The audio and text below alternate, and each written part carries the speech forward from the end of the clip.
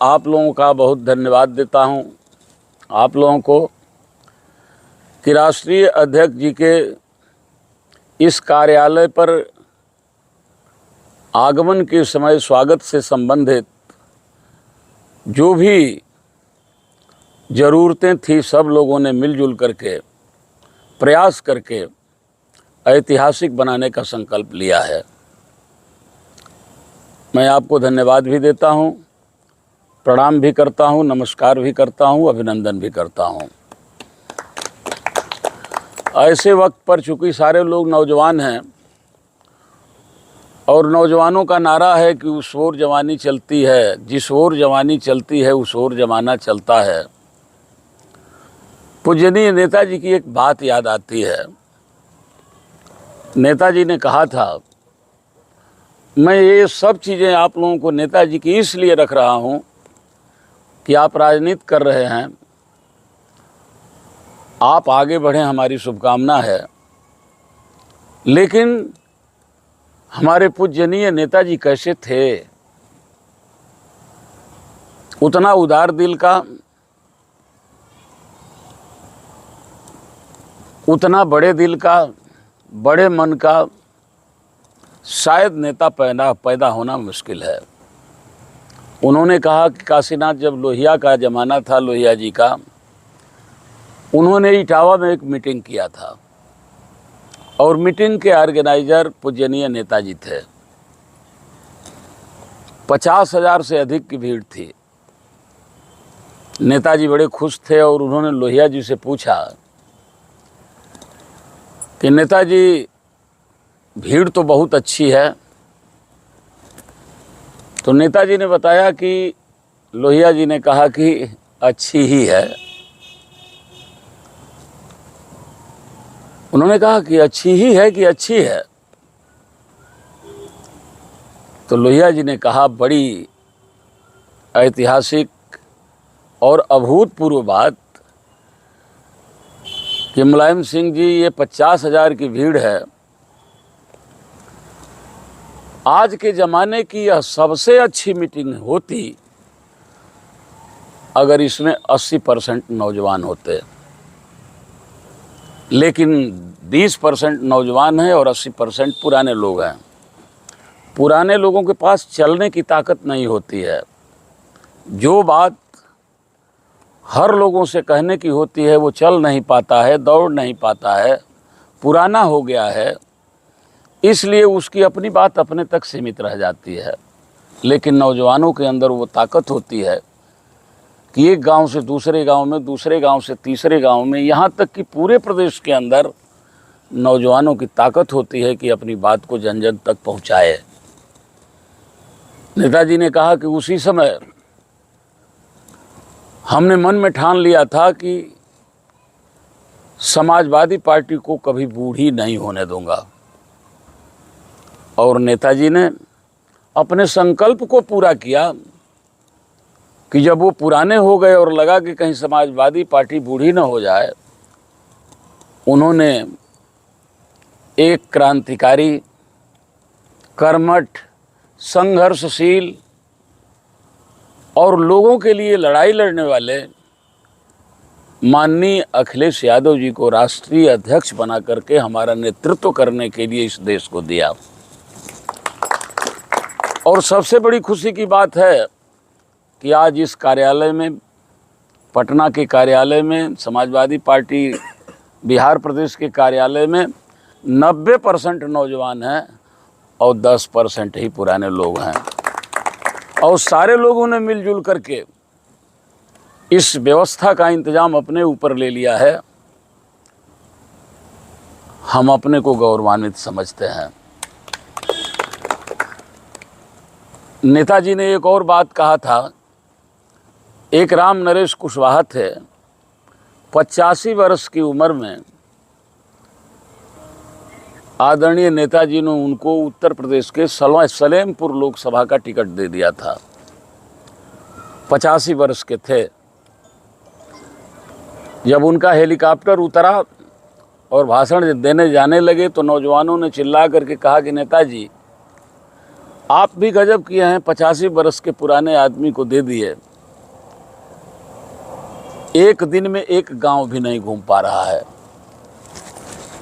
नेताजी ने एक बात कहा था कि नौजवानों, जरा पुराने आदमी को गौर से देखो, इसने लड़कपन भी देखा है, जवानी भी देखा है और बुढ़ौती भी देख रहा है। और तुम्हारे पास तुम लड़कपन देख रहे हो, देखे हो और जवानी में चल रहे हो, तुमसे ज़्यादा राजनीतिक अनुभव उसका है। यही न कि एक गांव से दूसरे गांव में नहीं चल पा रहा है, तो तुम्हारी जवानी किस काम की है? अरे नौजवान हो तो उठा लो उस बुढ़े को कंधे पर और जिधर जिधर कहता है उधर उधर चल दो। जब जवानी और तजुर्बा एक साथ होते हैं तो दुनिया की कोई भी लड़ाई जीत ली जाती है। जवानी तेरे पास है, तजुर्बा इसके पास है, कंधे पर उठा लो और घूमो, अपनी बात कहेगा वोट मिलेगा। और यही हुआ। 3 लाख वोटों से सलेमपुर पार्लियामेंट क्षेत्र से जीत करके रामनरेश कुशवाहा दिल्ली की संसद में पहुंचे। झारखंड में नेताजी ने हमको भेजा था, राकी जी। एक बार ऐसा हुआ कि लगा कि शिबू सोरेन मुख्यमंत्री हो जाएंगे, तो हमारे साथियों ने कहा, झारखंड में पार्टी के लोगों ने, कि शिबू सोरेन अगर मुख्यमंत्री हो ही रहे हैं तो क्यों न हम लोग भी अपना समर्थन उनको दे दें। हमने कहा कि भाई हम हर चीज़ नेताजी से पूछते हैं, हम जरा पूछ लें। जो दूसरे प्रदेश में नेताजी के द्वारा भेज दिया जाता था, अगर टेलीफोन करता था तो नेताजी तुरंत बात करते थे। झारखंड से, रांची से हमने टेलीफोन किया, नेताजी टेलीफोन उठाए। हमने कहा कि नेताजी, शिबू सोरेन मुख्यमंत्री होने जा रहे हैं और हमारे साथियों का ये राय है कि समाजवादी पार्टी भी उनको समर्थन दे दे बीजेपी के खिलाफ। नेताजी ने एक बड़ी मार्मिक बात कहा था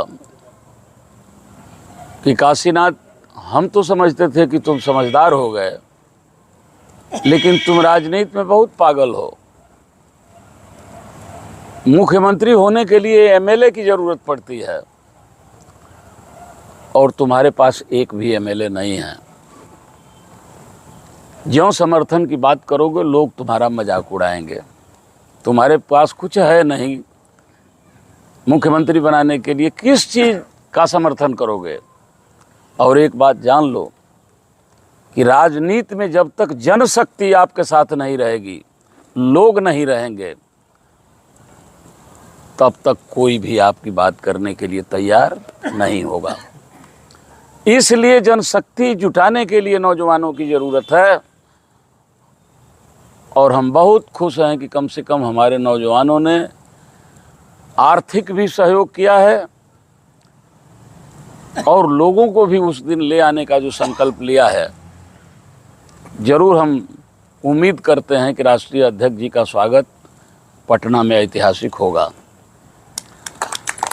और एक बात जान लीजिए साथियों कि यह स्वागत राष्ट्रीय अध्यक्ष जी का आप उस समय करने जा रहे हैं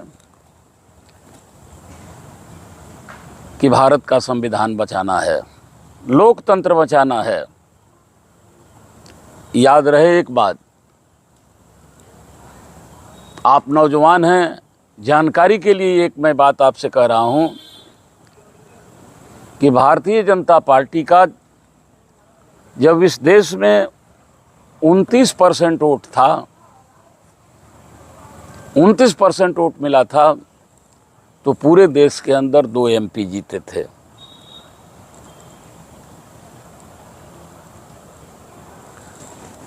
उसके बाद जब 30% उसका वोट 1% बढ़ गया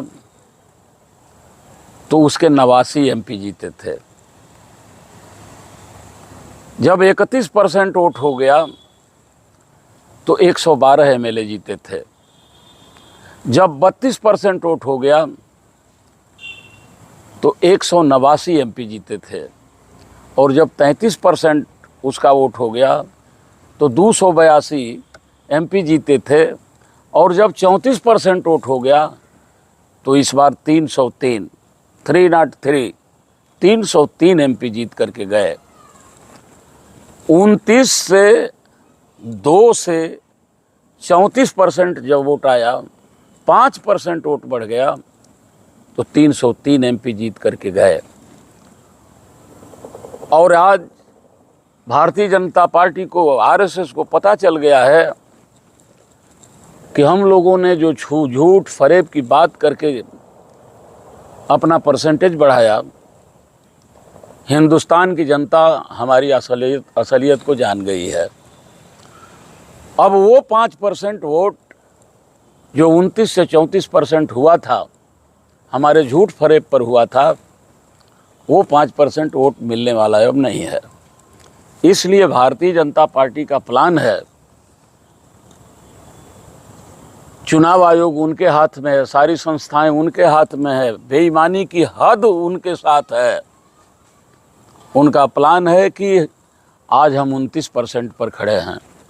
जो 5% वोट हमको दिया 4 चुनावों में, वो लोग आज हमारे साथ नहीं हैं, क्योंकि आज तक हमने जनता को धोखा दिया है। तो वो 5% वोट ये चाह रहे हैं कि किसी न किसी तरीके से जो दूसरी पार्टी के वोट हैं उनको वोटर लिस्ट से गायब कर दिया जाए, क्योंकि वो 5% वोट अब विपक्षी दल को देगा, भारतीय जनता पार्टी को नहीं देगा। ऐसी परिस्थितियों में नौजवानों, आप स्वागत ऐतिहासिक करने जा रहे हैं राष्ट्रीय अध्यक्ष जी का, तो कम से कम अपने लोगों के वोट की भी हिफाजत आपको ही करनी पड़ेगी, क्योंकि जो हथियार है अगर वही नहीं रहेगा, ये सारा प्रदर्शन इसीलिए हो रहा है कि हमारी पार्टी मजबूत हो, हमारे MLA हों, हमारे MP हों, प्रदेश की और देश की कुर्सी हमारी पार्टी की हो। क्योंकि राजनीति एक ऐसी कुंजी है जहाँ से गरीबों के तकदीर के ताले लोकतंत्र में खुलते हैं, और जब तक आप उस कुर्सी पर नहीं जाएंगे तब तक आप अपने लोगों का भला नहीं कर सकते हैं, अपने लोगों के लिए कानून नहीं बना सकते हैं। जब जब नेताजी को, आदरणीय अखिलेश यादव जी को मौका मिला, जिस क्षेत्र में मौका मिला, प्रदेश में मौका मिला, तो कानून बना करके उन्होंने जनता की हिफाजत के लिए ऐतिहासिक कदम उठाए। ऐसे वक्त में समाजवादी पार्टी को मजबूत करना बहुत आवश्यक है, क्योंकि जब तक समाजवादी पार्टी मजबूत नहीं होगी, कोई दूसरा भारतीय जनता पार्टी का जवाब देने वाला नहीं है। आज केवल हमारे नेता हैं राष्ट्रीय अध्यक्ष जी जो भारतीय जनता पार्टी को मुंहतोड़ जवाब दे रहे हैं। आने वाले समय में एक बात जानिए नौजवानों, आपकी सरकार बनेगी, आपके बिना सरकार कोई नहीं बनेगी दिल्ली में। और ये भी संभव है कि किन्हीं कारणों से, कि किसी धोखे में आकर के या किसी के रोकने से पूजनीय नेताजी तो नहीं प्रधानमंत्री हो पाए, लेकिन यह संभव है कि यह चुनाव ऐसा भी होने जा रहा है कि शायद हमारे राष्ट्रीय अध्यक्ष जी भारत के प्रधानमंत्री भी हो सकते हैं। अखिलेश यादव जिंदाबाद।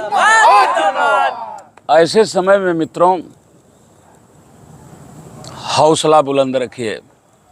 लड़ता वही है जिसके पास हिम्मत होती है, आत्मबल होता है, बहादुर होता है। वीर भोग्या वसुंधरा, इतिहास है कि इस धरती का भोग उसने ही किया है जो बहादुर किस्म का आदमी है।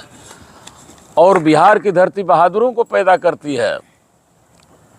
आप मेरी बात को नोट कर लीजिएगा कि 1 चुनाव लगे, 2 चुनाव लगे, 3 चुनाव लगे, उससे अधिक नहीं जाएगा, समाजवादी पार्टी की सरकार बिहार में भी होगी।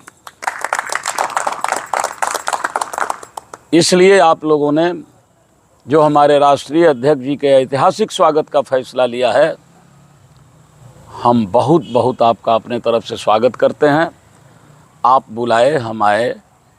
नेताजी का आगमन 23 तारीख को है। मैं 18 तारीख को ही आपके बीच में आ जाऊंगा और 5 दिन आपके साथ ही रहूंगा। जो भी कहेंगे हम भी करेंगे, लेकिन कार्यक्रम ऐतिहासिक हो, क्योंकि यही कार्यक्रम आपके भविष्य को तय करेगा। क्या बात है, अस्तित्व को बजाने। यह अस्तित्व की लड़ाई है नौजवानों बिहार के अंदर, क्योंकि उस दिन बहुत वर्तमान मुख्यमंत्री आ रहे हैं पटना के अंदर, बहुत पूर्व मुख्यमंत्री भी आ रहे हैं, लेकिन सारे पूर्व मुख्यमंत्रियों की और वर्तमान मुख्यमंत्रियों की पर्सनालिटी से इस देश के अंदर हमारे राष्ट्रीय अध्यक्ष अखिलेश यादव की बड़ी पर्सनालिटी है। तो जब बड़ी पर्सनालिटी है तो स्वागत भी बड़ा होना चाहिए। उस दिन पटना के अंदर हमारे झंडे के अलावा किसी का झंडा दिखाई ही नहीं देना चाहिए, और समाजवादी पार्टी जिंदाबाद, अखिलेश यादव जिंदाबाद के नारे से एयरपोर्ट से लेकर के और इस कार्यालय तक हमारे पार्टी का नारा गूंजता रहे। धर्मवीर भाई, राकी जी, पप्पू भाई, दुबे जी, हमारे रवि जी, ये सब लोग जिनका नाम नहीं ले रहा हूँ हमारे लिए अधिक प्रिय हैं। उस लड़के का नाम लेना जरूरी है, क्या नाम है?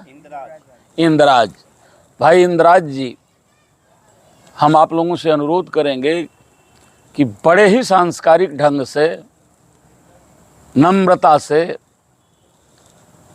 राष्ट्रीय अध्यक्ष जी का ऐसा स्वागत कर दें कि जब मैं फिर बिहार के लिए उनसे आने के लिए निवेदन करूं तो एक ही निवेदन पर भविष्य में फिर आने के लिए अपनी अनुमति दें और आएँ। जितना नेता आएगा उतना ही बिहार में समाजवादी पार्टी मजबूत होगी। वो आते रहेंगे, मैं उम्मीद करता हूँ, लेकिन ये भी उम्मीद करता हूँ कि नौजवानों, सारे लोग देहात के हैं और शहर के हैं।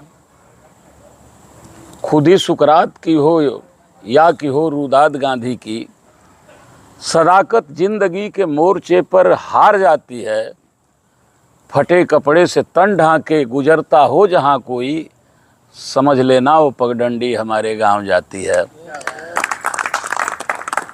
हम जिस हाल में हों, लेकिन नेता के स्वागत और सम्मान में जी भर के तैयार रहेंगे और जी भर के स्वागत करेंगे।